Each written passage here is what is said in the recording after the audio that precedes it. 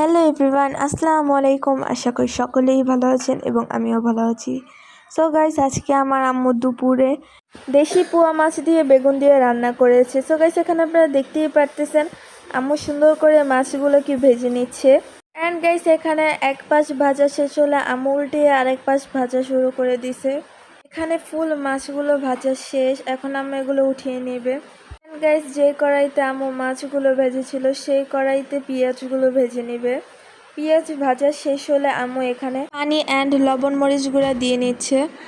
এখন এটা ভালো করে কষিয়ে নেবে।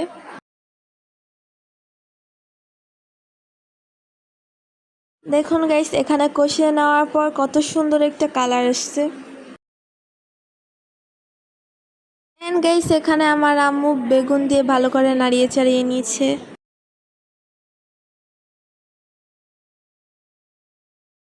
এখানে একটু পানি দিয়ে নিল। গাইস, এখানে বেগুনটা ঝোল ঝোল হওয়ার পর আমার আম্মু মাছগুলো একটু একটু করে দিয়ে নিল। মাছগুলো দেওয়ার পর আরেকটু পানি দিয়ে নিল। এন্ড গাইস, দেখুন এখানে কিন্তু অনেকটা হয়ে গিয়েছে। হয়ে যাওয়ার পর এখানে আমার আম্মু একটু লবণও ছিটিয়ে দিয়ে নিছে। সো গাইস, আজকে এই পর্যন্ত। আশা করি সকলের ভিডিওটা ভালো লেগেছে। অবশ্যই বেশি বেশি করে লাইক কমেন্ট শেয়ার করে যাবেন।